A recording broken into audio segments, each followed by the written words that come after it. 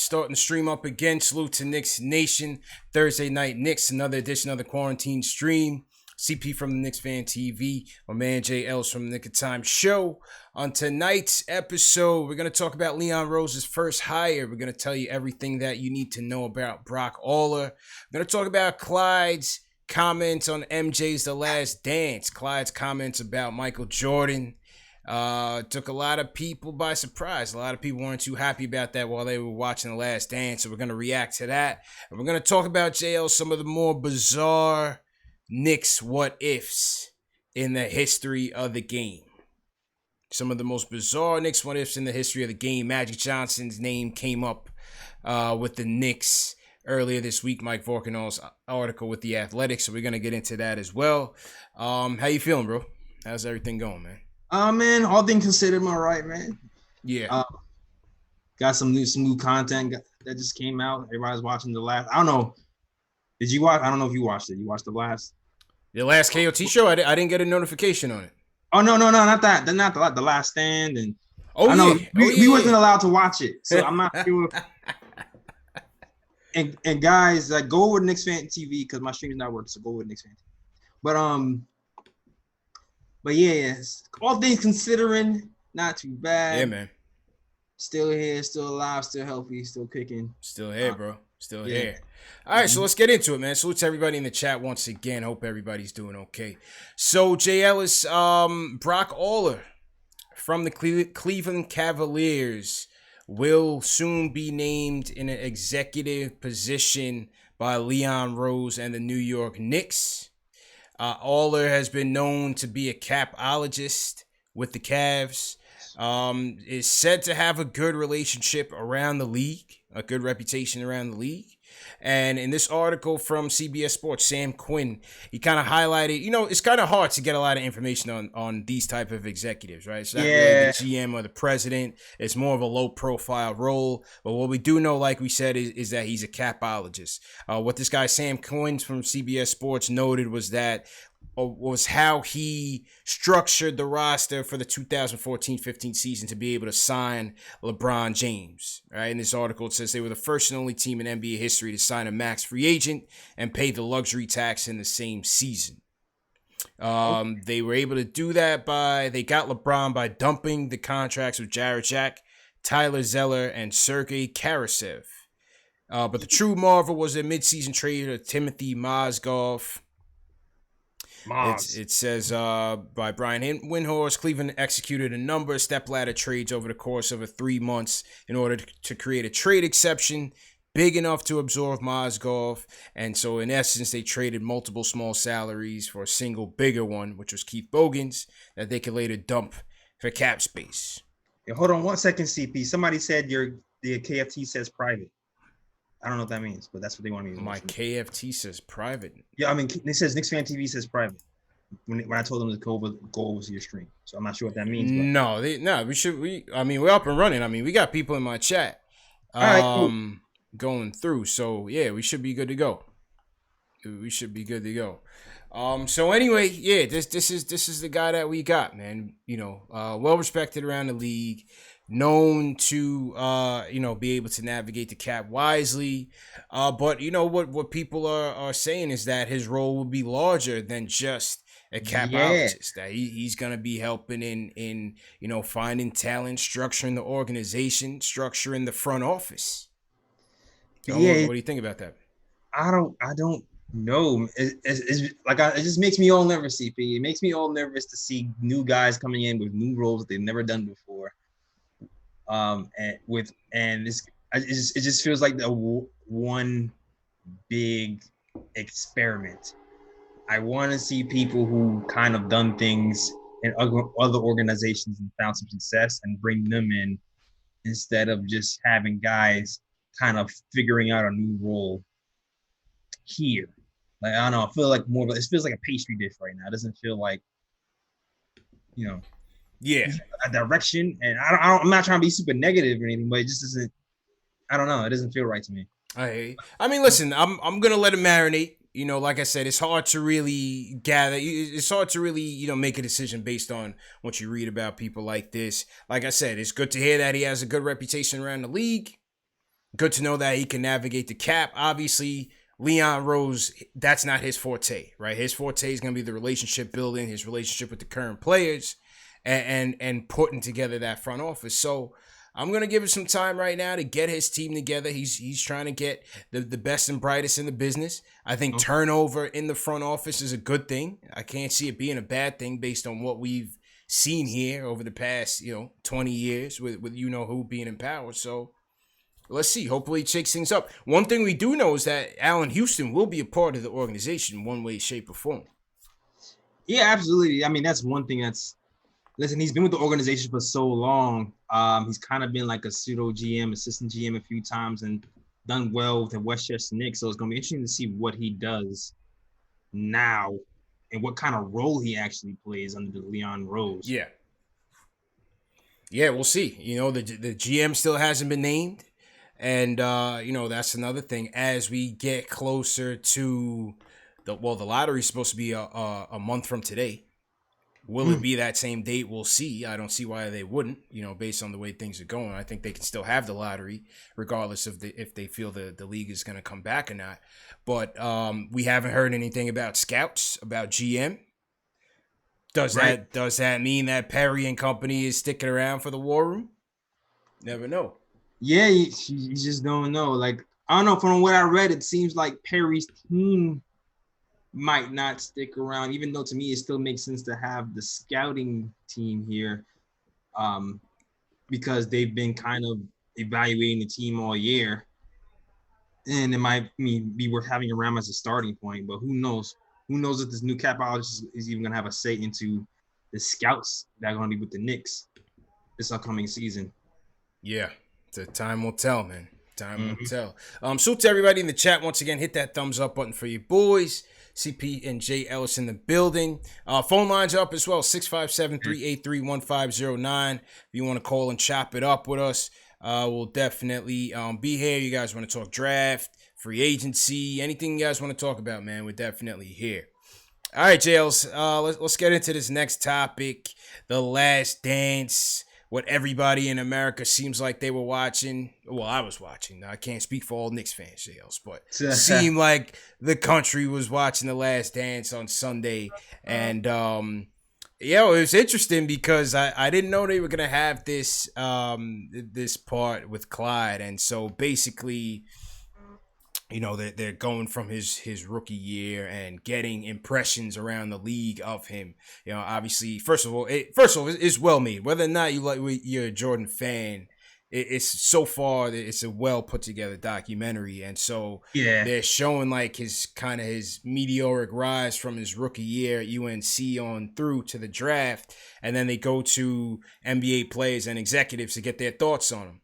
And so Clyde was basically like, he's not a 7-footer, so he's not gonna carry a team in the NBA. So now, as soon as that happens, I'm like, shit. Clyde was shooting shots early, man. Oh man, he's the same guy, bro. As soon as that I watched it on the TV, I said, oh boy, go check the Twitter waves, getting ripped. Clyde is a fool. Clyde is a clown. No wonder the Knicks. Then the haters try to tie it back to the Knicks record. No wonder the Knicks been so trash. Come on, Clyde had shit. Stop it. All right, it's just ridiculous, man. Absolutely ridiculous, man. I don't know. What did you think of the comments? When I first read it, I'm just like, I didn't blame him for like. It's not. The NBA then is not like the NBA now. The NBA then, I feel like you had to have a big man in there punishing people to do things because like the rules have changed. 3-pointers weren't valued as much. So everything was post up and passing out the post and just going inside and punishing people. I don't really blame him that the game has changed right now. That statement is astronomical and crazy because big men have to shoot threes right now, and you pretty much need a wing to win something. But back in the day, like he needed the big man to win. He won with his big man Willis Reed. So with Willis, you know what I mean?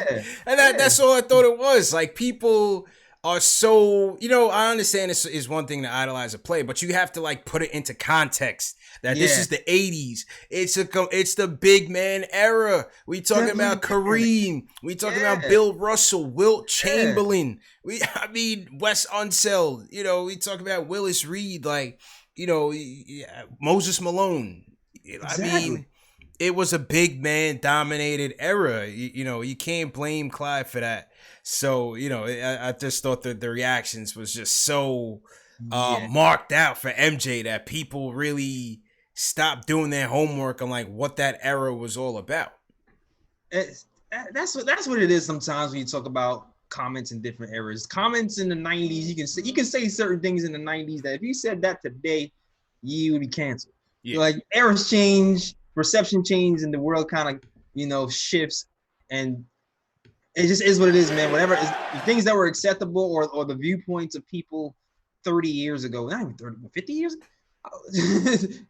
are definitely gonna be way better. Like women wearing skirts above their knees was considered slutty in like 1970, right? Things change. Things change and evolve, and the game certainly has. So, I just thought that was funny. But even in the article, because Berman interviewed Clyde to talk about that, his comment, and Clyde still wouldn't name MJ the GOAT. He says you still got to look at a guy like a Wilt Chamberlain just because of the way that they changed the game for Wilt. Once again, that's a generational. It's a generational thing, man. Listen, the OGs in any part of life, whether it's basketball, sports, life, hip hop, music, the OGs are always gonna feel like their era was the most dominant, and they're always gonna be reluctant to give credit to those that come after them. Absolutely. Absolutely. This is like a Jay-Z Lil Wayne debate I was having like years ago, and I'm just like, well, Wayne learned from Jay. Like, what do you? But it's a different era. I have to step back. Like, this is a different era. It's a different era. But you know what too is like, look at how that draft played out in '84. Olajuwon went first. Nobody said anything. Well, Olajuwon is still an All-Star Hall of Fame. Right, but what I'm saying is the priority there was still on the big man. Right. And even Portland, people shit on Portland for taking Sam Bowie, but they have to think that Clyde Drexler was taken the year before that. So they weren't, MJ wasn't certainly a slam dunk for Portland when they already had Clyde Drexler. They had Bill Walton at the time who was broken down. So he ended up leaving and they had to replace him.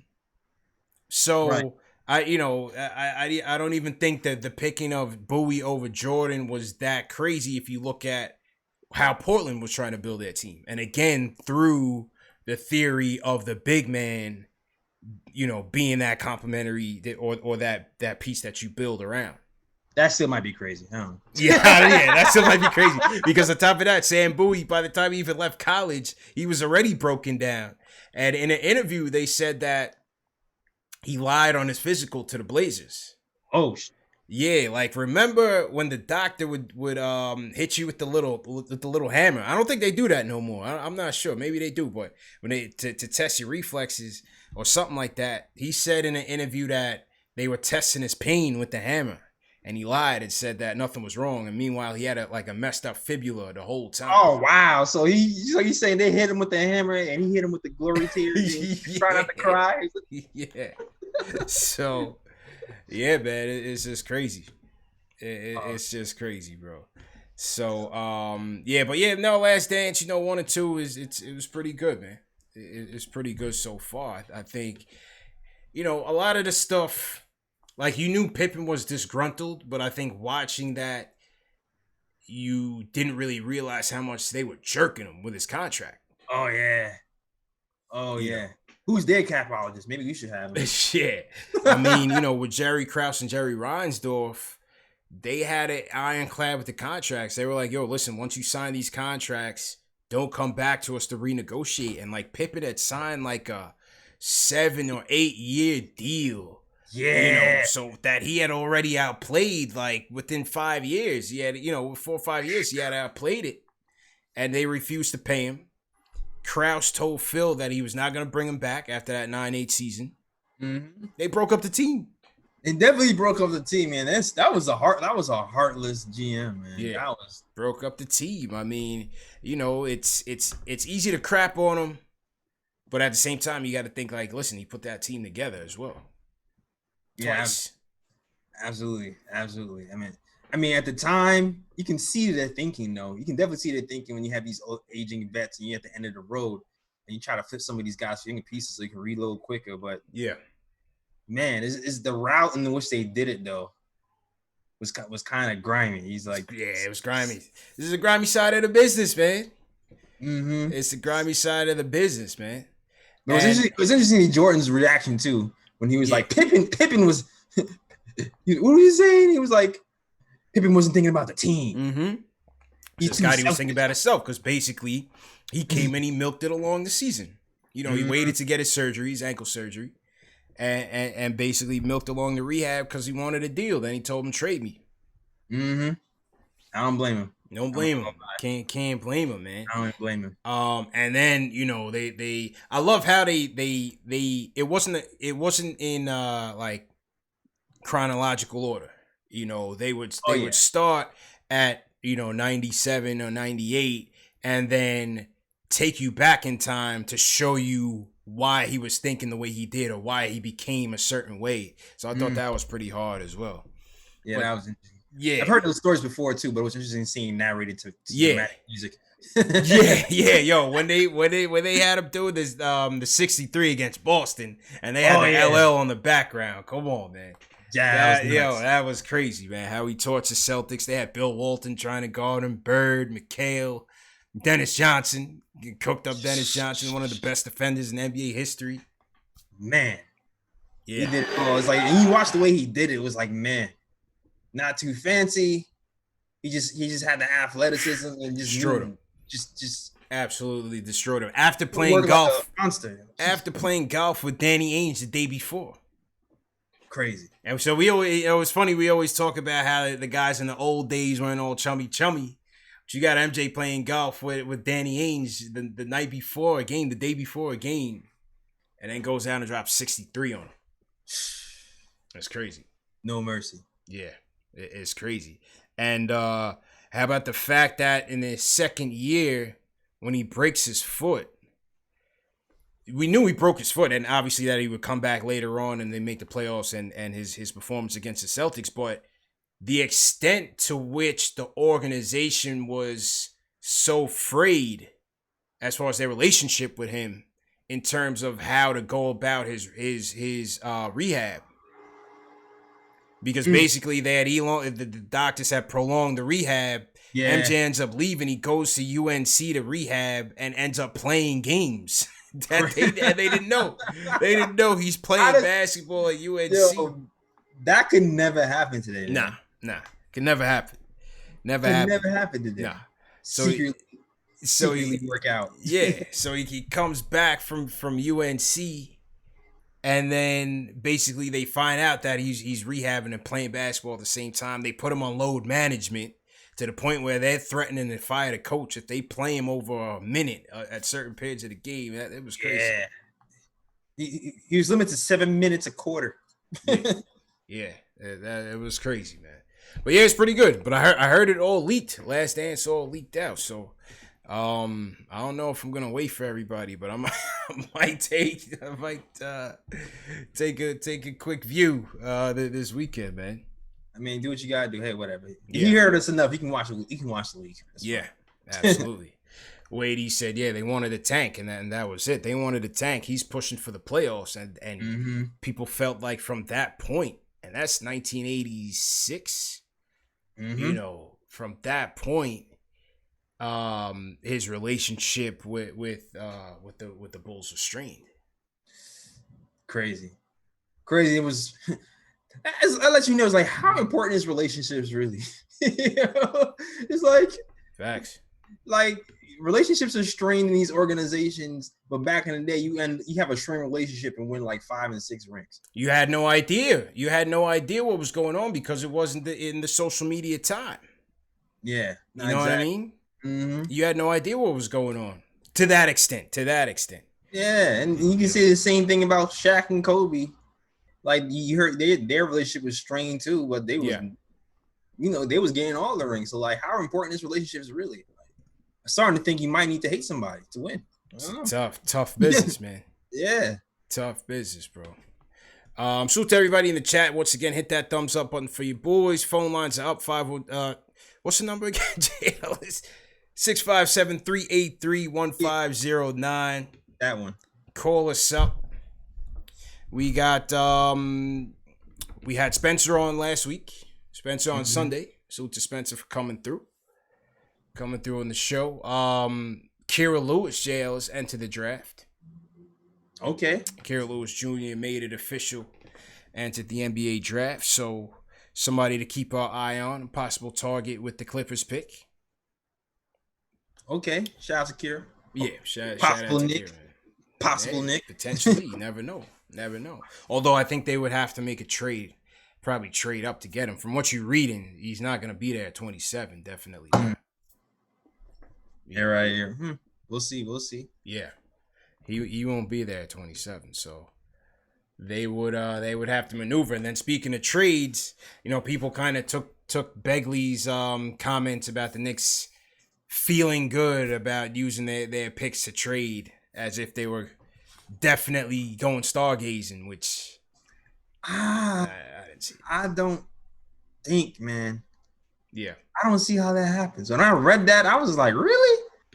What delusions of grandeur do you have? Like, unless you really planning on trading RJ and Mitch, RJ or Mitch or both with the pick, because I don't really see that happening.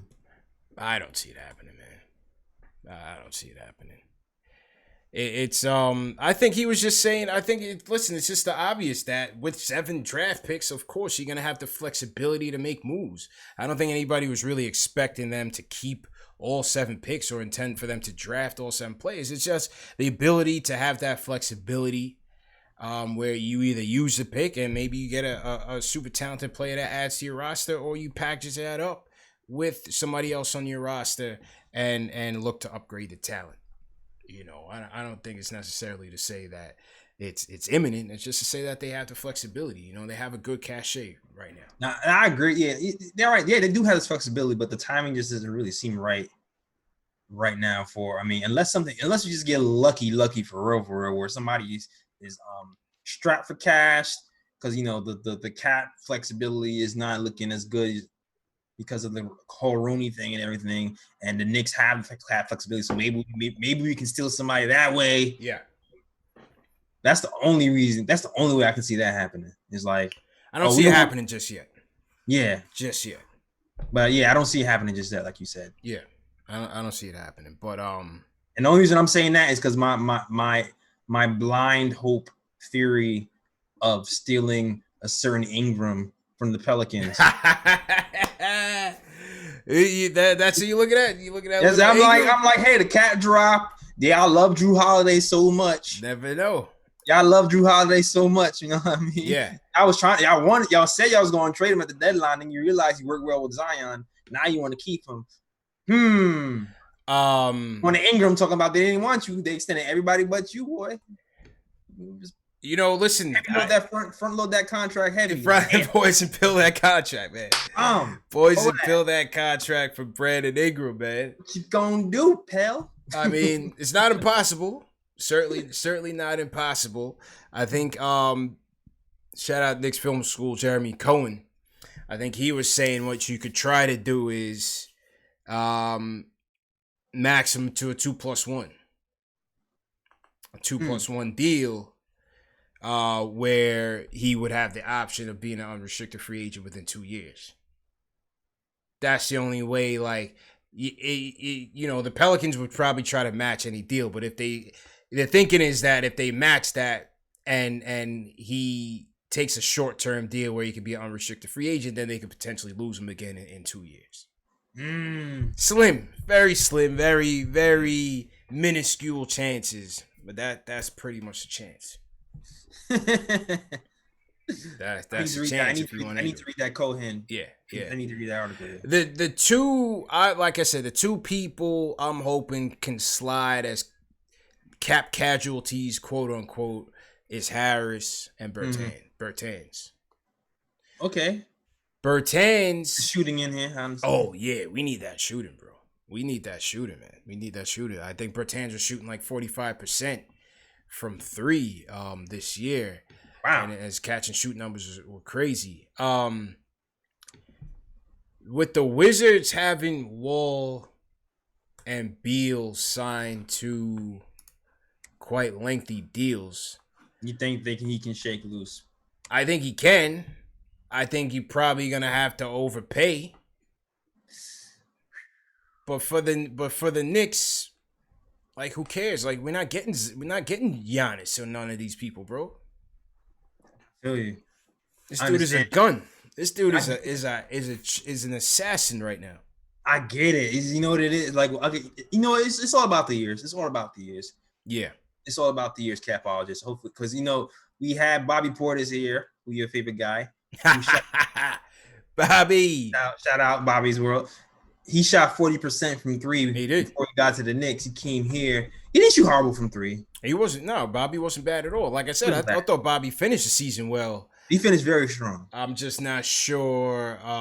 Will they pick up his option at 15? Right.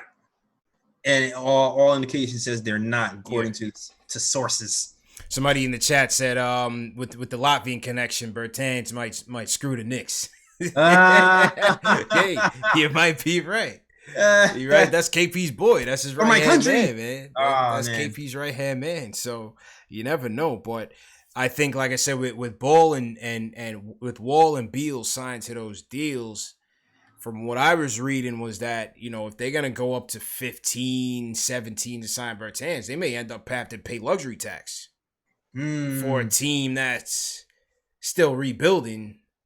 Is that the way the Wizards are really going to go? But it's from what you hear, the owner has no intentions of letting them walk. They would have tried to trade him in February if that was the case.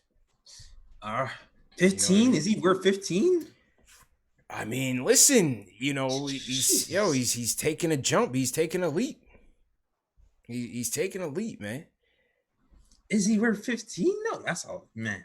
I mean, if Bobby Portis is getting 15, we can get this guy 15 JLs. It's not gonna kill us, man. It's not gonna kill us.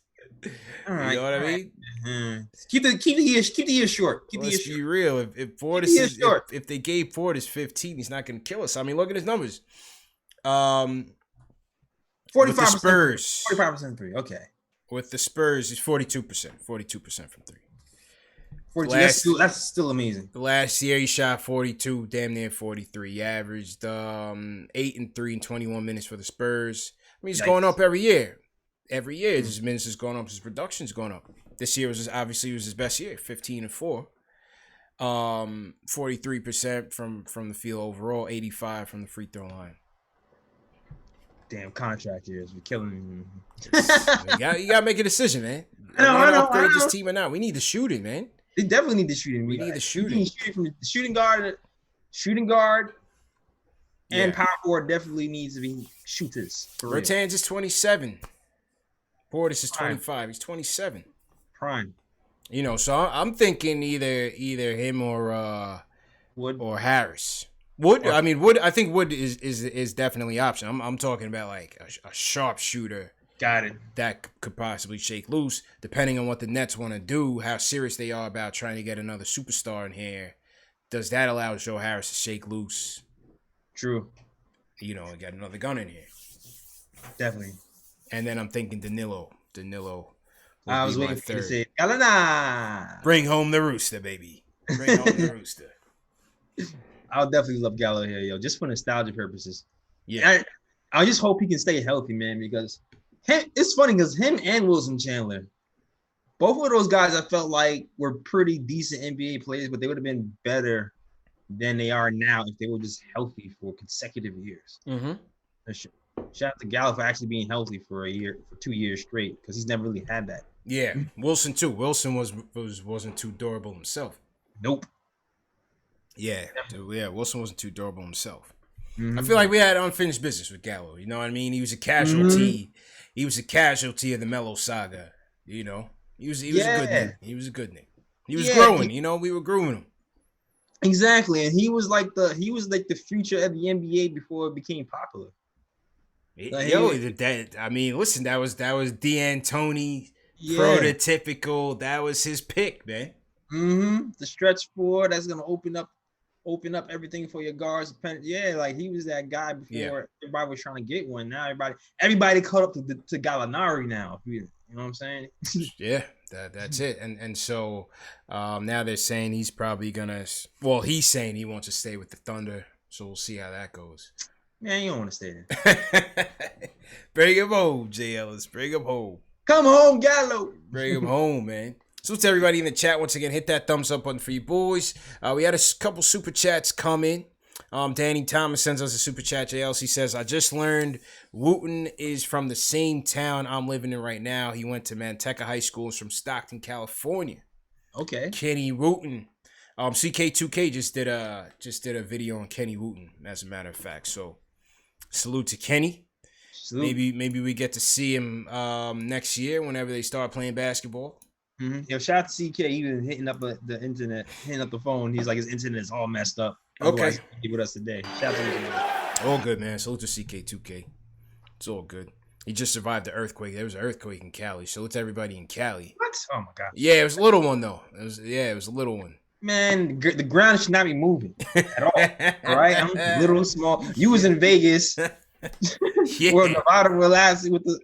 Hey man, I just let it roll off, man. You just this too shall pass, man. That's how it goes, man. I'm from New York, where the people move, the ground stays still. All right.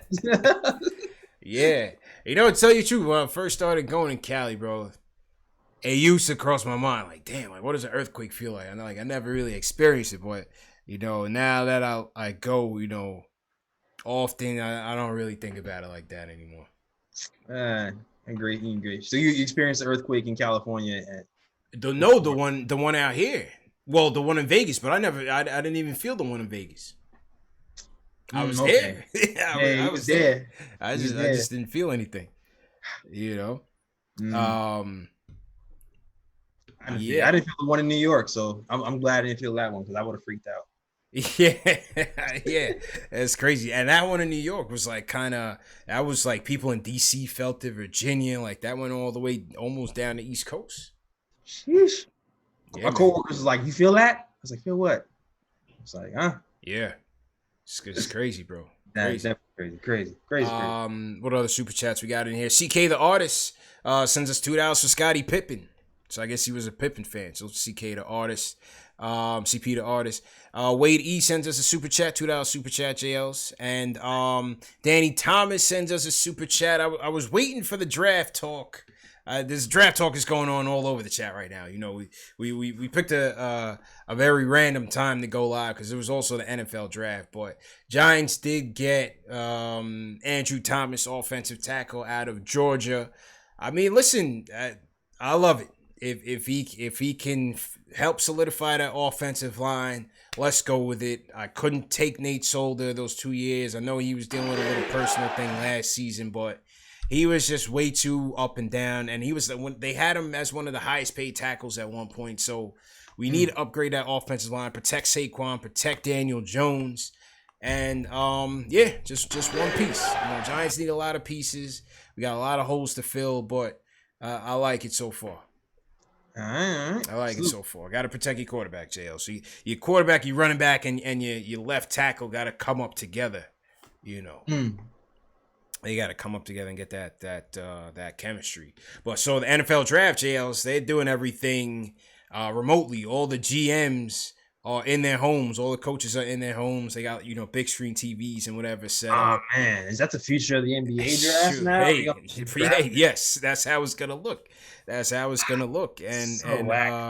they had the ESPN studio guys set up like us. set up like us, JL. Everybody got the setup now. Yeah, man. Everybody got the setup, JL. Welcome to our world. You know what I'm saying? Man. It's a level playing field, baby. Yeah, man. Now compete, damn it. It was only a matter of time, JL. We cut them off at the knees, man. It's a level playing field, man. Ooh. So yeah, they had that, and then they had the commissioner. He was wherever he was, but behind him, they had a TV with like a Zoom chat with the fans of like each respective team. So I mean, they trying to loop in the fans some way, somehow, and still keep this thing somewhat normal broadcast. They still had the cameras in the players' houses and whatnot. So, I don't really think you miss NFL draft. It's too long anyway. They try to stretch it over 3 days now.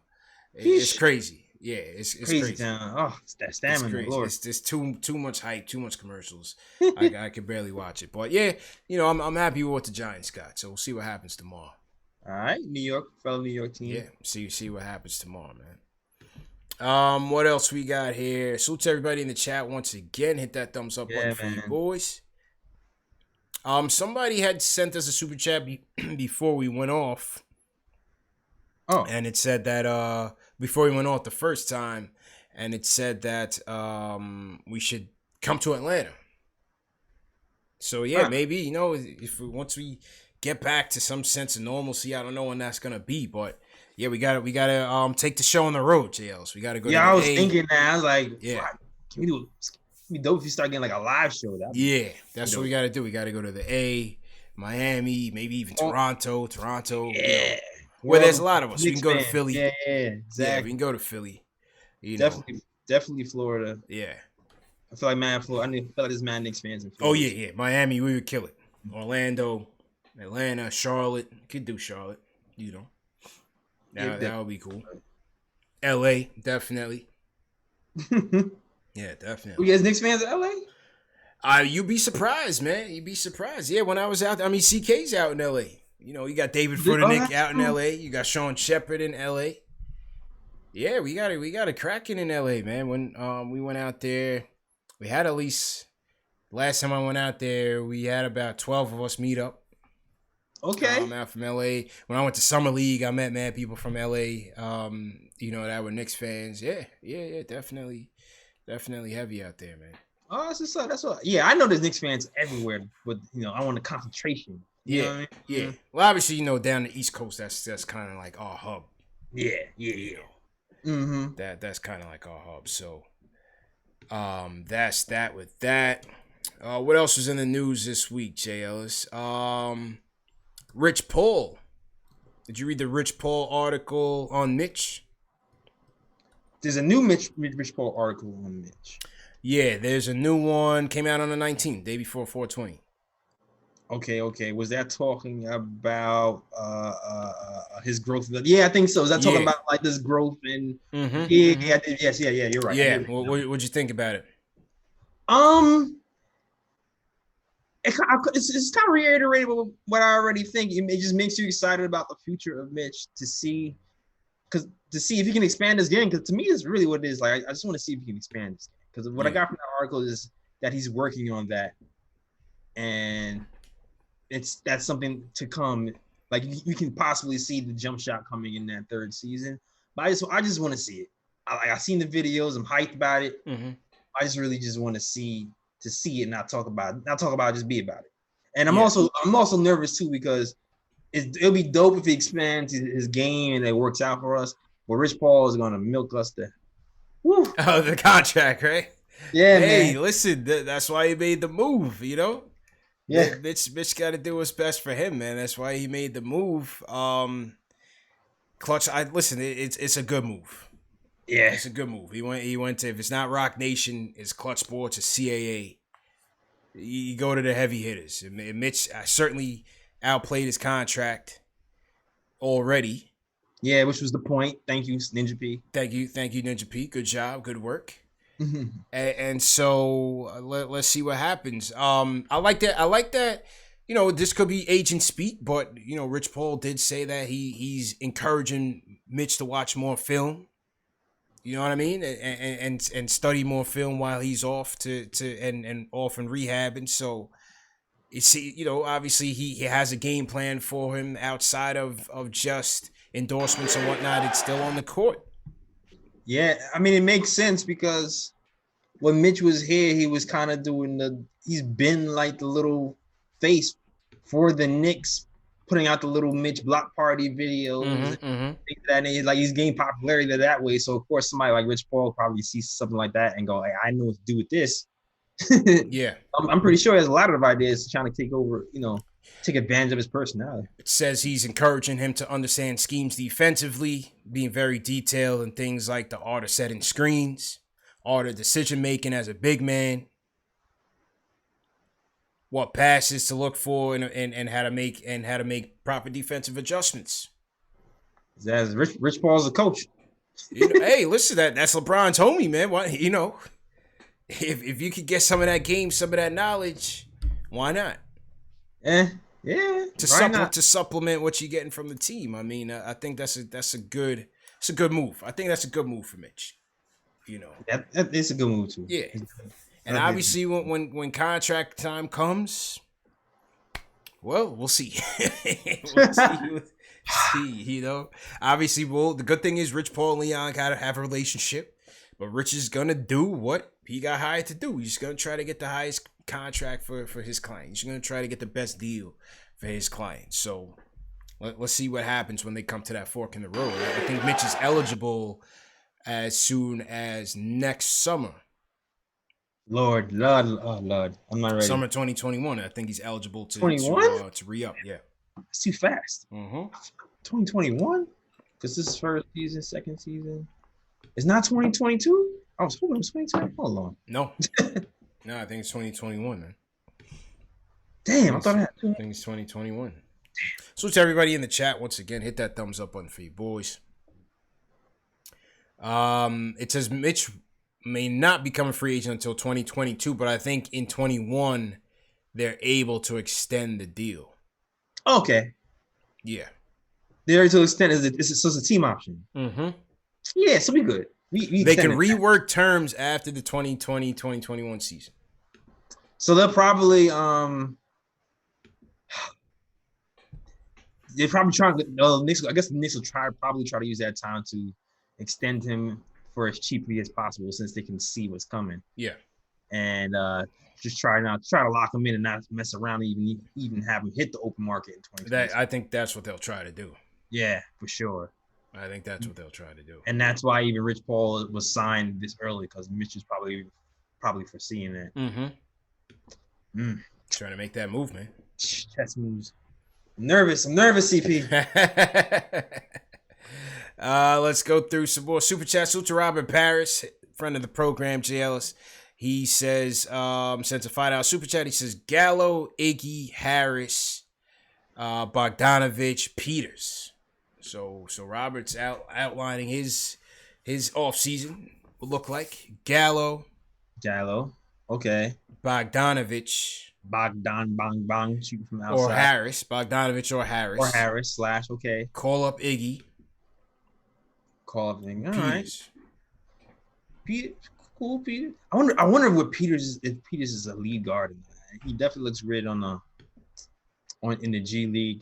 The step back looks filthy. Yeah. At least the step back looks filthy in like a mixtape situation. You know what I mean? Mm-hmm. Got to give him a chance. I don't think he's gonna get the chance, but you got to give him a chance. Yeah, I want to see him in a live game action, man. Yeah. Because it seemed like as good as he was playing, they wasn't even thinking about calling him up, which for good reason. We have 37 point guards on the team. Exactly. But yeah, I don't know. But at least I know they was gonna call up Iggy. So maybe we will see him some next season. Yeah, you hope so. You hope Iggy gets some more run next season. Again, it's gonna be fascinating to see how they deal with this stretch four situation, or how they work on getting a stretch four. Will it be in the draft? We've heard the name Jaylon Smith out of Maryland, who's hovering around that 27 slot. He's a guy that can knock down a three, but he's also an excellent defender, JL's an elite shot blocker from what you read on Jaylon Smith. So is that an option? Is bringing Iggy up? Do you play him at the 3? Do you play him at the 4? What do you do with Kev? Is he at the 3? Is he at the 4? Are you going to pick up Portis' option for $15 million? All right. How are they prioritizing some of the free agents like Gallinari or Bertans? Do they think that, how high are they on their list? I mean, interesting to see, because if Portis leaves, bro, like him or not, that's a huge hole to fill, because Iggy and Knox are still question marks. Oh, absolutely. Absolutely. Like he really listen. Mike Miller. I like Mike Miller as a coach, but I still feel like he just that did not value shooting at all, and it just seemed like whenever Bobby got in with with the group of guys in the second unit, everything just opened up a little bit, just because he was more of a threat just to hit shots. So we have to value that. So I'm hoping that we make the right move and actually get some shooters in here at the forward position, and even the point guard too, whether it be by the draft or whatever. Need that. Need it, man. Definitely need it. You know. Yeah, Porter. Somebody says Porter's hurt the team because he's a ball hog, but so was Randall. So was Randall. I don't think the Randall trade is realistic. I've been saying that. They're not gonna, because you're gonna be selling low on Randall. I don't think there's many deals for him out there like people think. I don't think there's many deals out there for Randall. I don't know. I think there's something that could be. I think it could be moved, man. I think people can still look at numbers and be like, "Oh, I'll take him." It was just the wrong situation. But I don't know if it's gonna be some big blockbuster trade, right? And that's why I don't see them doing that. That was their, whether you want to laugh at it, that was their big pickup last season. Let's just be real. So right. I don't think they're just gonna cut their losses that fast. I don't think they'll be that motivated to trade him. Why not? I mean, I think it's Leon Rose. You know what I mean? I think so. There's once Leon. I feel like once Leon got here, the pressure to like prove that we were right kind of goes away a little bit more. I feel you. I definitely feel you on that. You're not trying to prove this point. Yeah. I feel you on that. I think that's you might not, trade him for somebody that was big though. And there's like, it's not like going to trade Randall for Bradley Beal. I'm not sure that's going to happen, but anything, maybe an extra pick, maybe another move, some class space, another shooter somewhere. I don't know. It could be like a 2-for-1 in a pick or something like that. Yeah. I don't know. I think Ari's in the chat tweaking. What's going on? Ari, call in the show, man. What are you talking about in the chat, man? I feel like Ari's starting a rebellion in the chat, man. And it's also Thursday. What else is new? I can't. I'm trying to find his chats, but I feel like I seen an "I told you so" in there. Something, scrolling through.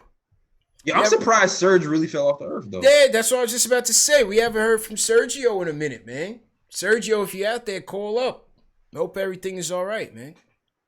Big facts. I was wondering, I was like, what happened to Serge? He was always a guy, no matter what happened, he was gonna show up. Yeah.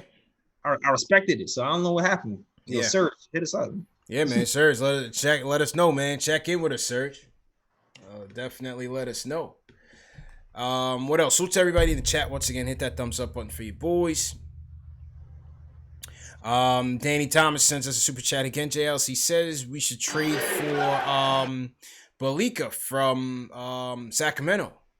A lot of people like him as well. Maybe he's a person that could shake loose if Buddy or Bogdanovich get retained in Sacramento. Maybe. Yeah. Okay, maybe I can see that. Because it even seemed like they were trying to be stingy about Bogdanovich towards the trade deadline. I thought for sure they might try to trade him to the Lakers, but I think they turned down the trade. Yeah. I don't remember what the Lakers offered, but I thought they would have took it, and they definitely wasn't. I think people are expecting a Vladdy screw up somehow, some way. So it's like I don't think people have much confidence in Vladdy these days, man. It's like that train is never late. He's gonna do something stupid. That's it. Man. Somebody said throw a DJ Spin That in the chat for Serge. Let's Yo, do it, DJ Spin That. Yo, DJ Spin That. Yo, DJ Spin That. Yo, DJ Spin. Oh man, Serge, holla at your boys, man. Hope everything is all right, man. Big facts, man. Yeah, man. All right, let's see what Ari got to say, man. Ari, what's going on? What are you doing in the chat, man?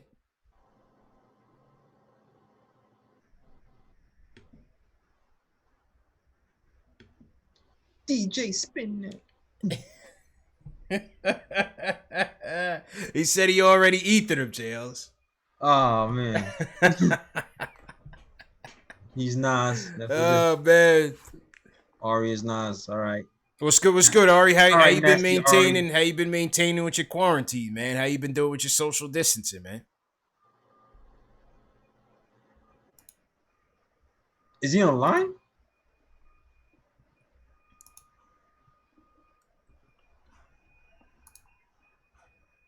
Yo, CP, is he calling?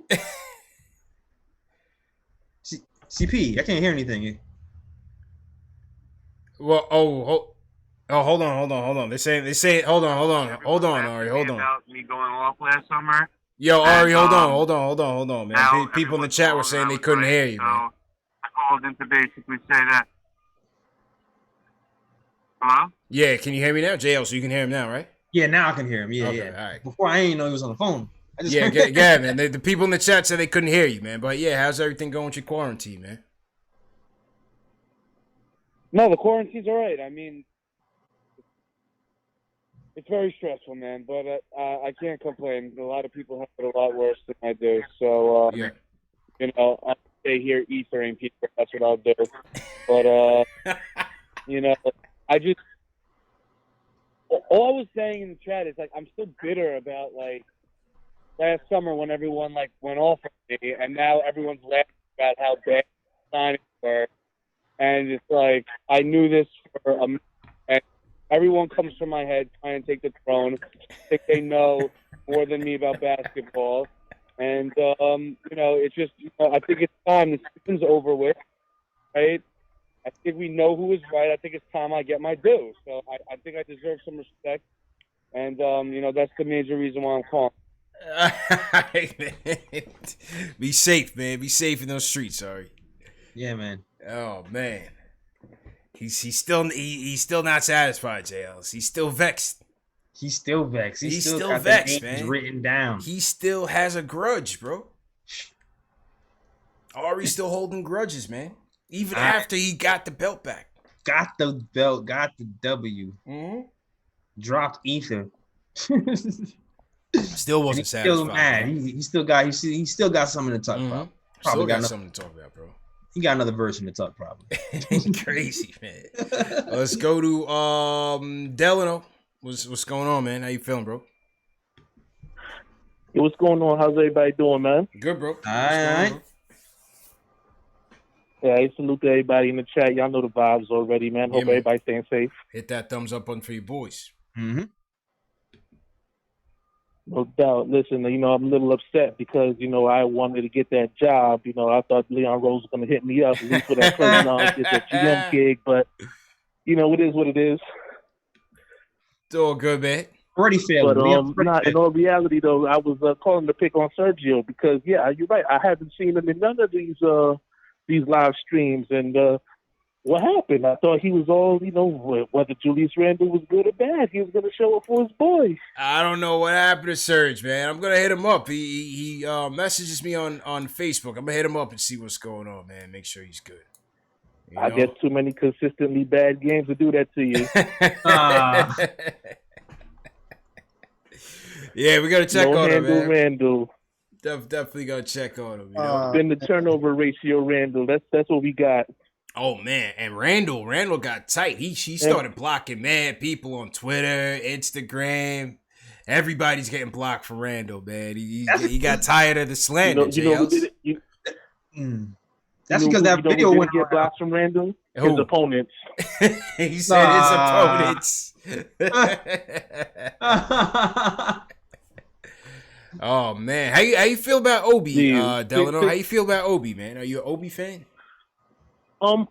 Obi's, yeah, I like Obi. Obi's is an offensive weapon, but like I said, I'm more of I need defense too, and if he can step that up, then yeah, I'm on board with it. But for right now, that's really my biggest thing with Obi. I just want to see more defense being played. True. Yeah, I agree, JL. So that's the only thing with Obi is how will he defend at the next level? Yeah, you know, at least need to get this post. At least need to get that post game. If anything, defend the post. If anything, just don't skip leg day. hold down these bigs, and defend the post.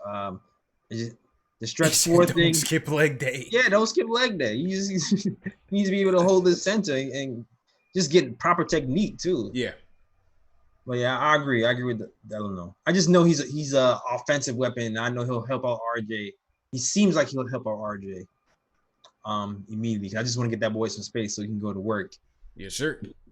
Because everybody was complaining about, once RJ gets to the NBA, he's gonna have the space. It's not gonna be like he's in Duke. And it's just like he's in Duke right now in the Knicks. Yeah, it's just not built for his strengths right now. Wes, how you feeling, bro? Yep. Hello? I think we lost Wes. We had Wes. Okay. Wes, you still there? Wes going once? All right. We'll see if Wes comes back. We got Will from LI in the building. Will, what's going on, man?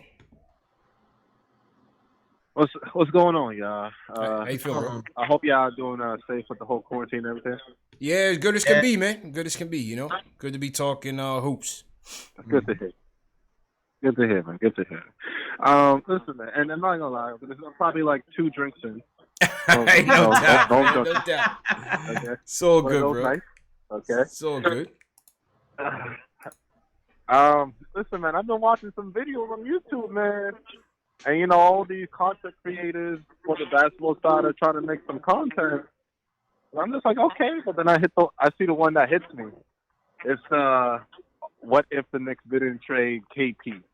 I'm like, oh, man. Oh, man. I'm not going to give them no clout because they don't need that. They don't need that. But listen, man. I went back to the video when he got traded. And it was just, I was right, man. I'm gonna be on my Ari shit right now. I was right. Wait, what? Right about what? Right about what? Right in the sense of that we should have called his bluff. Should have. Telling him, because there's never been a person, a superstar that got traded. I mean, that didn't accept the extension. So it's like, and then I went and I looked up some videos of how he's doing on Dallas, and I'm just like, oh man, we're talking about stretch fours, and we had one. We had one. We had one, man. Appreciate the call. Well, listen, we had one, JLs. I mean, you think his brother? You think? You trust his brother wasn't going to stay in the league? I think. I'll speak for myself. Okay. On that night of the trade, I think some fans like myself got caught up in the spin that came out there and was blaming everything on him and his brother. I think we should have been a lot smarter than to just completely buy, because there's always 3 sides to the story, bro. You know what I'm saying? Yes, I'm sure his brother, who's his manager, who's his handler, who's his advisor, who's gonna look out for his best interests, was probably yeah, he could have been power tripping. You know what I mean? Right. But I also think that there was probably an element of distrust in the direction of the team. Can you blame them? The answer is no. You know what I mean? Let's be real here. And I think when the clock struck 12, it seems like the Knicks blinked and got a terrible deal for him. And so I don't know. I can't sit here and tell you that it would have definitely worked out. Yeah. I don't know. Maybe he just had enough. I can definitely say that I kind of feel like at the time there was a bunch of little stuff going on, but I definitely feel like Enes Kanter was bugging out at that time. Him and Fitz was going back and forth. Yes. Enes Kanter was close to KP. Mm-hmm. I honestly feel like I think that could have been part of it. I feel like that kind of pushed it over the edge. Yeah, why not? How about the Melo trade? And all that was going down with Phil, you know. All that could have led up to it, man. Phil trying to trade KP during the Frank draft. Man, how happy? Shoot. If we got Booker, you know. Remember we said no to Booker for KP. Yeah. Lord. Yeah. Ugh. Yeah, it's listen, let's be real. It's gonna come down as one of the worst trades in Knicks history. Right up there with the Bargnani trade. It's gonna be one of the worst, Jails. It's gonna be one of the worst because here it is now. We're looking for somebody like him to help and compliment RJ and Mitch. You could have had KP. You could have had RJ. You could have had Mitch and still go into this draft knowing you're gonna be a lottery team still, and go get your point guard. Yeah. For real, yo, for real. Oof. Now we're cooking. Yeah, now we're cooking. I still remember I came on the program and I said I would trade KP for AD and people was mad at me. I still remember. I'm sure. I was like, I'd do it. I'm sorry, I would. Mm-hmm. In the heartbeat. It's all right though. Yeah, I'm sure. Mm-hmm. I'm sure. Let's see what people in the chat say. I think somebody said the only problem was who they traded him for. Yeah, it was a terrible deal. It was terrible. It was a terrible deal, man. Oh, it was all in the hopes of KD, man. It was all hopes of KD.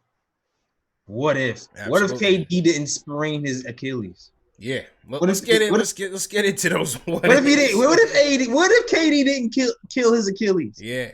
Then would the trade be worth it, CP? Because that might have changed his. Well, sure. Jalen Rose said that KD was coming. Everybody thinks if he didn't tear it, he would have came. Yeah, of course that would have changed everything. You know, of course it would have changed everything. But damn. Michael Parker in the chat, JL's number one fan of the show. He says salute to the chat, salute to the mods, salute to CP and J Ellis. What are your thoughts on Daniel Oturu from Minnesota? I think he might be the best center in the draft on the low. A lot of people have been talking about him, JLs. Yeah. A lot of people have been talking about him. I gotta look at him some more. Yeah, I don't know that much about him. Yeah.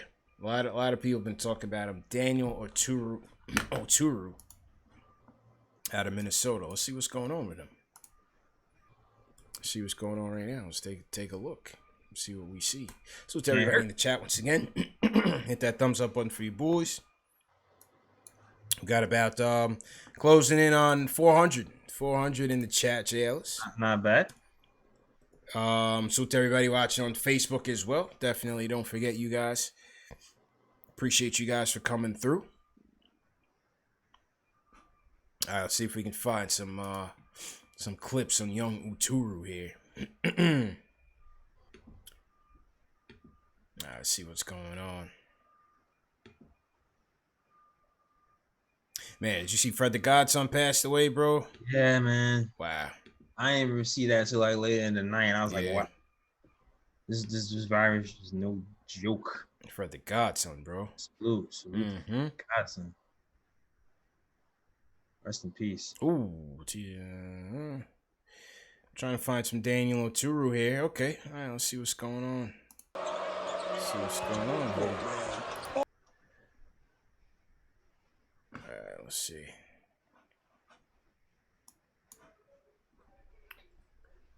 Zoom in a little bit. See what he's looking like. Okay, mid-range.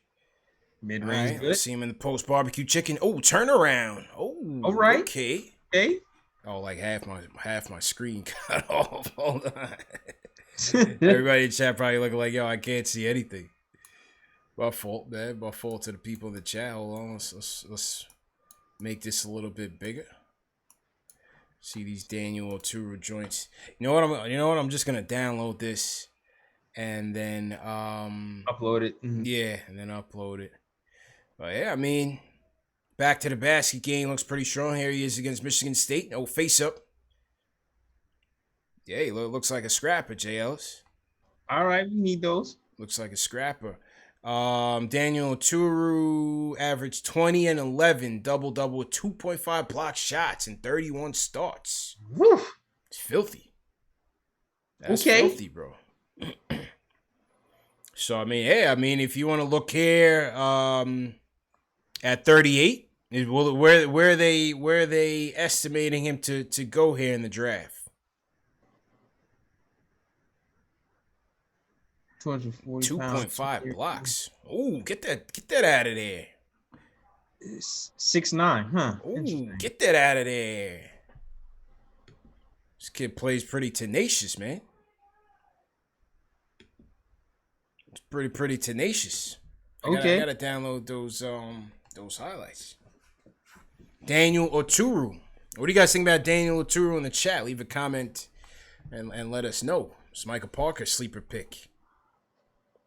Daniel Oturu, JLs.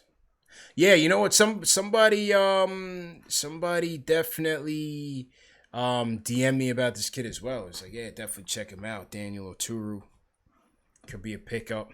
Hey, as long as we come out of this draft with a shooter and a point guard, anything else you guys want to get with that third pick? Hey, I'm happy. I'm good. I'm all about shooting. I'm all about it. This kid looks like he can play some defense. He's scrapper. Yeah, I always love those 20 and 10, 2.5 blocks, Shales. That's insane. 6, okay. Yeah, 6'9". Yeah. He's taking Wooten. He's taking Wooten. We still got Wooten in the clip. Listen, I'm cool with Kenny, but I mean, this kid looks like he could actually put the ball on the floor and score. You know what I mean? He's not just a lob threat. That's true. That's true. So that versatility going. Yeah, I'm good with Kenny, but you know, not gonna wait around for me. You know what I mean? I get it. Yeah, man. Keep what you kill. Yeah. So Will 40% from 3. Okay. I see. Yeah. Yep. So Will started us on this. My mouse just froze. Will started us on this. What if track, and so when I saw this Magic Johnson article by Mike Vorkanoff of The Athletic, you read Mike's stuff, JLs? Yeah. I didn't read the Magic one. Wait, I think I heard about it though. But I do read Mike's stuff. He writes really. I like his stuff. Wow. Yeah, he's very good, man. He's really very good. Very good. So shout out to Mike Vorkanoff. I'm subscribed to The Athletic. Yeah.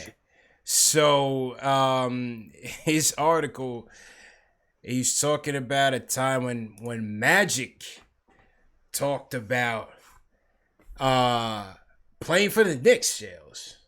That Magic once upon a time I don't want to read that. Was interested in playing for the Knicks. I don't want to read that. Based on a conversation with Pat Riley in the 96. I swear, we are the only team in sports with the greatest mythological team of what ifs ever. Ever. I'm gonna just go through some of this, man. Why? Because it's just like these things always pop up, man, during the dead time of basketball. I'm telling you. And you always find a new one. When you almost championships we would have had? Yes, almost championships. So supposedly Magic and Pat Riley had once talked about this, about him coming to the Knicks. This was a 1996 article in the Daily News where Magic says, I wanted it to be with the Knicks, but we couldn't work it out. It was a little bit more than just talk. We had talked about it, what it would take, the whole thing, and the Lakers said no, and that was the bottom line. That's what he said. Oh, my God. So then Vorkanoff interviews Magic's agent, who categorically denies it, said it never happened. Nah, I don't believe you. I don't believe it, man.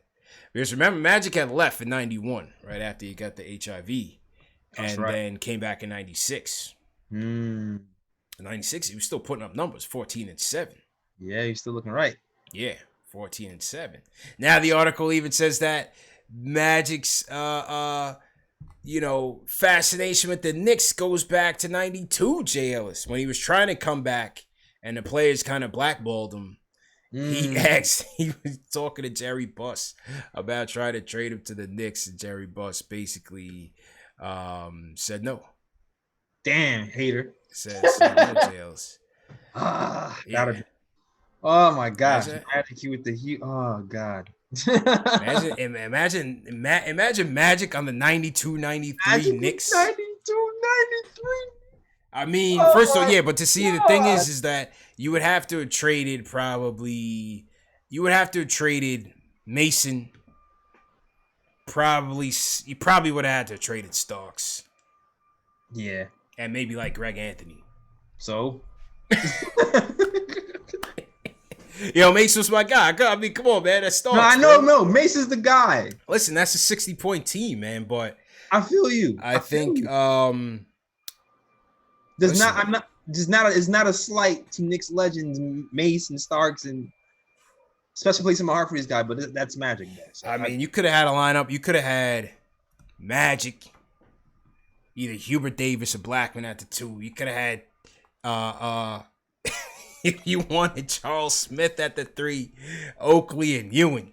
I could play at the man. Listen, That would have been filthy, man. I was 6'8" Magic. I was running with Ewing. I could have been running with them, and we won the shit. Yeah, that would have been golden, man.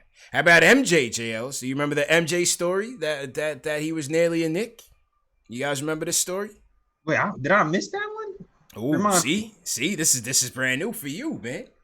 So what happened was, and this kind of ties into The Last Dance, and in terms of Jordan's being disgruntled with Krause and everything like that, because even though The Last Dance not focused, but the second episode kind of tailored around Pippen being unhappy with his contract, Jordan also signed a long 8-year contract as well. I did hear this. I did hear this. Yeah. And I was like, back in the day, I was like, hell no. I wanted to beat Jordan. Yeah. That was the one. Right. My spirit wouldn't allow me to have Jordan on the Knicks. Yeah. Like, it was just too weird. So he also signed a long-term deal. I remember Ryan Soft, the owner, was like, once you sign this deal, don't come back to me to renegotiate. So basically at 9-6, things come to a head and he wants his deal. And basically the Knicks, this is the off season where the Knicks ended up signing Houston, Chris Childs, and Buck Williams. Okay. And trading for LJ. So that would so they ended up getting approved from the league to circumvent the cap to offer Jordan a $25 million deal. This is the Knicks, who was owned by Cablevision at the time. They were gonna give him some money from Cablevision just to get it up to 25. Jesus. And so David Falk, as the story goes, David Falk, who's Jordan's agent, goes back to the Bulls. Obviously, they don't know, was he bluffing, was he not bluffing? Bulls end up giving him 30. Or 33, something like that. If you watch The Last Dance, Basketball Reference has a great page dedicated to The Last Dance with just like odds and ends stats and stuff like that. That year, that 97 season, 97-98, Jordan was making more than like Pippen, Kukoc, Robert Curry, like something else combined, bro. And the salaries was crazy. I mean, maybe except for Pippen. He should probably get more, but he should be even paid the way he was getting paid. Without a doubt. It's not even thought. Crazy, man. And even if you think about it right now, ain't nothing. But it's Yeah, man. So that was MJ. MJ could have been a Knick. You had Dr. J. You had Dr. J. Ellis. You had Dr. J. When the Nets were looking to merge into the NBA, right? The Knicks basically told the league, they said, listen, we're not going to have this other team come here into the league without and into our market without paying a premium.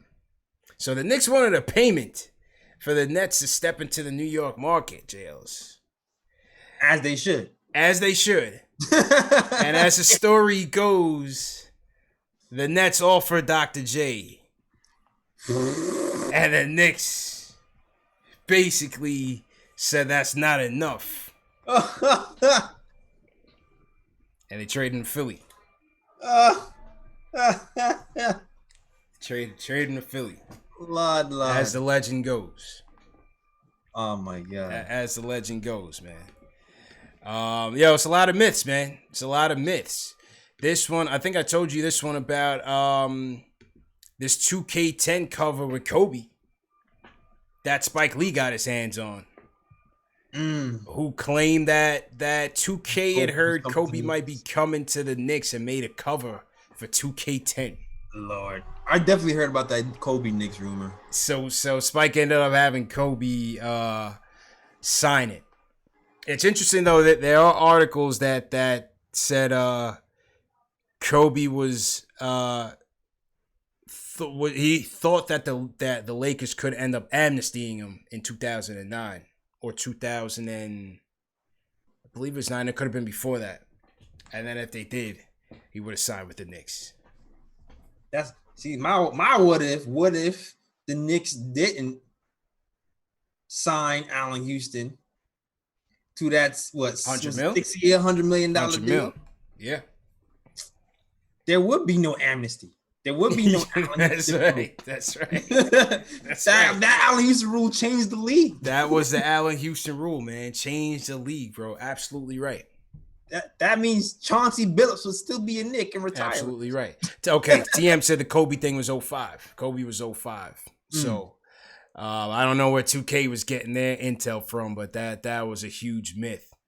You had Kareem Abdul-Jabbar, Jay Ellis, threatened the Lakers in 81 to trade him to the Knicks to finish out his career.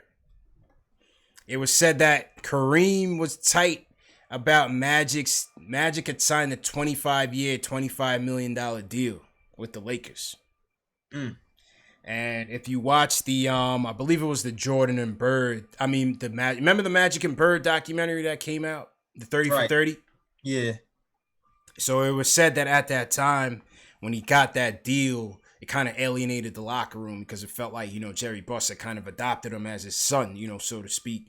And Jerry Buss came out with comments that Magic was like family. And so Kareem took umbrage with it. And so Kareem tried to pressure a trade to the Knicks until Jerry Buss tried to cool him down. And they eventually, cooler heads prevailed. Imagine that. 81. When did Bernard get to the Knicks? Bernard get to the Knicks about... Let's see, when did Bernard King get to the Knicks? Bernard King got to the Knicks in 83 or 2? 3 or 4? Let's see. Bernard King. Bernard got there in... He got there in 82. That's what I said. 82, 83. Close. Oof. So before the Dream Bernard Ewing tandem, could have possibly had a Bernard Abdul-Jabbar tandem. Yo, man. Lethal, JLs. Lethal. I'm killing the chat right now. They're killing it. I'm killing the possibilities of our greatness. Everybody's throwing up. The possibilities of our greatness was endless, JLs. The almost Kareem. It was endless. Jordan almost Kobe. Oh my God. The almost. That is the Knicks for you. Listen, Kareem was still putting up numbers, man. 81 is 23, 24 and 8, 21 and 7, 21 and 7, 22 and 7, 23 and 6. When he retired, JLs, he was still averaging 10 and 4. 85 is still averaging 23 and 6. Kareem, the almost Nick. Kareem the Dream, almost the Kareem Nick. the Dream. How about what was the other one I had? I had one more for you guys. One more heartbreaker. One more heartbreaker. Apple says and me. Well, this one wasn't really a heartbreaker though. This one was actually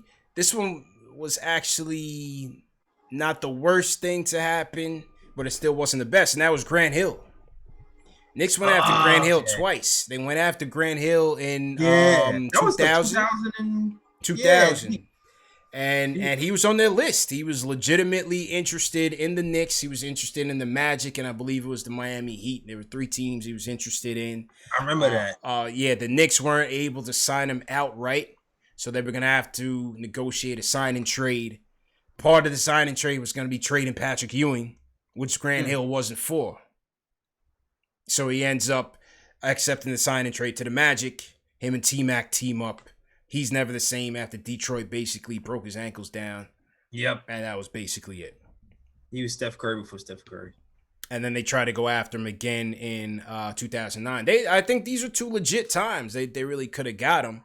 But, I mean, obviously he was never the same player after he left Detroit. Man. He struggled. He always seemed like, he's putting it together. Yeah. Looks like Grant Hill is, it's like, damn. Yeah, he would come back like 5 games, be done. Yep. Yeah.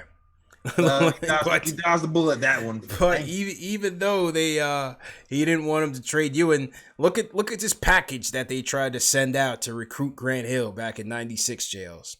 First of all, it was rumored that they put Seinfeld in some sort of pitch.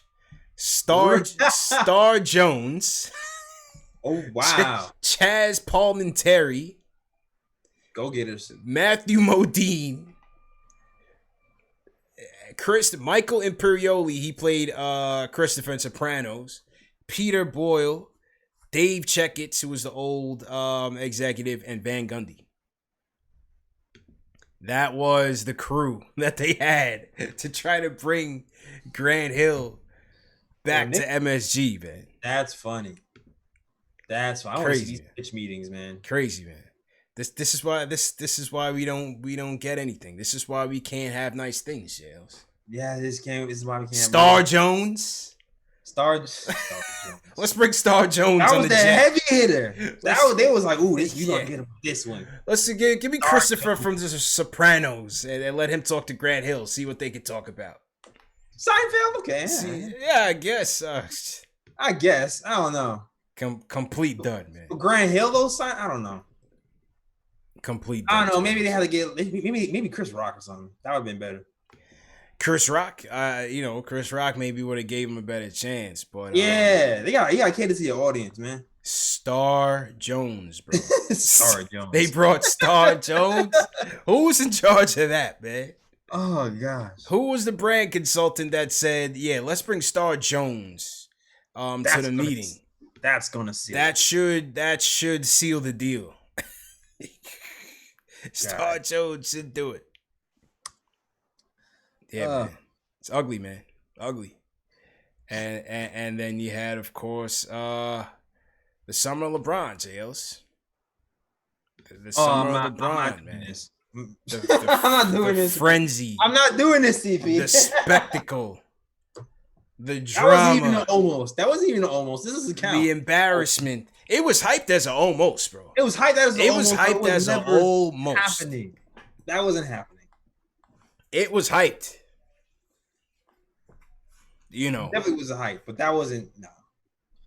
It was hype, man. Picking Connecticut to make the decision. Remember when it had leaked? I pulled up a post back page when he had gave him a second meeting, but he never showed up. Oof. Terrible, man. Yeah, definitely terrible. Terrible. I've held a grudge ever since. Right in our backyard, man. Who shambles in the chat? Right in our backyard, man. Right in the back. Right in the back, man. The chat is not happy. Hey, man. Listen.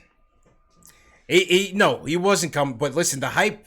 If anybody's old enough to remember that, tell them, JLs. The hype was real, bro. No, the hype was real, man. You think it was realer than the KD hype? Stronger than the KD hype? I thought the KD hype was very strong too, though. The KD hype, it's It's as strong as it could be without social media, dude. Yeah.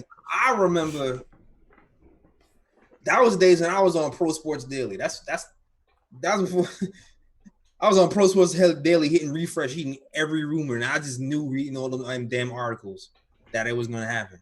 Mm-hmm. I knew it was gonna happen. It was super hyped, man. I think the KD hype was stronger because it was hyped as a one-team race. Yeah. Whereas LeBron, remember Chicago, they thought had a chance. They thought the Nets had a chance. Miami, Knicks, and Cleveland, of course. The only reason I might say the LeBron one was hyped was because that one. You know what? I'm gonna take the LeBron one only because LeBron's joint had marketing behind it, yo. Yeah, That joint had they had TV cameras. It was branded as a decision. Yeah. It had like you thought that was like Madison Avenue box office, like that had to be New York. What else could it be? That advertisements tuning 8:00 to see where LeBron, like that was This guy went to Connecticut to tell people. He went from Cleveland to Connecticut to tell people he's going to Miami. Like, hey, come on, man. Yo, and then CP, you would turn it on. Oh, the decision, and then they would like talk a little bit, and he's like, "All right, gonna say decision," and he's like, "Oh, we'll be right back." It's like, yeah. That was Mav, man. That was Mav and Rich Paul. That was the beginnings. Let me be right back. That was the beginnings, man. It was like mad all these theatrics just to be like, I'm taking my talents to South Beach. He was like, oh, I was like, went from Cleveland to Connecticut behind the Knicks training facility to tell people who's going to Miami, man. Can't make it up, Sales, man. Can't make it up. Cannot make it up. So to everybody in the chat once again, I want to shout out Nick Saina Shales sends us a $20 super chat. Appreciate you, Nick. Definitely appreciate it, man. And yeah, man, everybody in the chat, definitely be easy. Be safe out there. Definitely want to say once again, rest in peace to Fred the Godson, JLC. Rest in peace to Fred the Godson. Passed away due to complications with COVID-19. I think he had asthma, and he definitely had asthma as he displayed publicly, but I'm not sure if there were other ailments. Yeah. But say that to say, you know, like I say on every show, man, everybody's been impacted by this, you know, whether directly, indirectly, 6 degrees of separation, you know, people have definitely been impacted by it. So just continue to stay safe. You know, continue to stay safe. Do what you got to do to stay strong, physically, mentally, all of that. Vitamins. You know, take your vitamins, drink water, vitamin C, all of that. Do your exercises and everything. All that. Yeah, yeah. Fred the Godson was a Knicks fan too, Jails. Yeah. If you Google it, he's got some old interviews where he's hyping up Winsanity and everything. He was a big Knicks fan. So rest in peace to Fred the Godson. There was a couple other Knicks fans that was impact. DJ Trace, you guys follow him on Instagram. DJ Trace, he didn't pass. He had it. He got out. He's good now. He's back to normal. But he came to one of our meetups. DJ Trace. Okay. Came to one of our meetups. So salute to him. I'm glad to hear that he's doing all right. And yeah, man. Let's get back to it this weekend, JL. So probably pop in for another live stream, catch up with the people. Salute to everybody that called in. Dales, let's go ahead and sign out, man. Definitely check out the old episode of SoundCloud of Nick Time Show on SoundCloud.com/NickTime Show. Also check us out on YouTube.com/NickTime Show. My guy Ken just dropped a new article called The Blueprint 2. Not to confuse with Jay-Z's Blueprint 2. It's on NickTimeShow.com. Definitely read that. He talks about the direction Knicks should go in to build their team. And yeah, that's it, man. That's all. Also got merch too. Got phone covers, got all that. Shout out to people. I just got a silver phone cover, a Knox phone cover. Shout out to that. Got Knox tees, Frank Lucina, Mitch, all that stuff. So definitely check that stuff out too. The merch on NickTimeShow.com. That is all. Back to you, CP. Yes, sir. Good show, JLs. And salute to everybody for joining us, man. Almost hit 400 people, JL. So tonight we just wanted to rap, just talk, and take people's mind off of things. Remember, this show is available in audio podcast format. That's Spotify, iTunes, Google Play, Amazon, Alexa, and Stitcher. So if you can't catch it on video, you can always catch it in audio podcast format. Everybody that left us a super chat, whether the super chat down below, PayPal, Venmo, Cash App, we appreciate all of the donations. We appreciate all the support and giving back to the channel. Not mandatory, you know, we know these are tough times right now, especially with the economy. So if you can't donate, there's 3 things that we need you to do, and that is absolutely free, but it's very valuable to us. That's hit that thumbs up button, share these videos, share it on Facebook, share it on Twitter, text your friend, email, whatever, and also subscribe to the channel and the notification bell so you don't miss the next show. All right, Jails, let's get out of here, man. Salute to all the mods once again. Delano, Rome, TM, Dave, everybody that was in here. Will, appreciate it. Ari, keep your head up. John Talento, appreciate it. Who you want to shout out, JLs? Yeah, shout out to a squad over here too. Shout out to Fritz. Shout out to Fritz. Fritz Alessandro. Always shout out to my guy Craig Williams. Shout out to John Talento. Shout out to TM mods. Shout out to Craig Williams. Shout out everybody, man. And for guys who talk about vitamin D, because so somebody say you can get vitamin D outside. Yes, you can get vitamin D outside. But for melanated people, like you gotta take your supplements, man. Yes, a lot of health problems come from for melanated people, meaning black people. Yeah, lack of vitamin D. Lack of vitamin D. Yeah, especially cancer and things of that nature. Mm-hmm. So that's why I also include vitamin D in my little rant. Yeah. Now you're right. I can tell you firsthand. I've had it. You know what I mean? I suffered from it. You know, when you're not getting as much sun as you can, you definitely got to supplement that somehow. So definitely vitamin D is important. So make sure that you guys are getting that in. All right, Tails. Let's catch up with them this weekend, man. See you guys. Peace.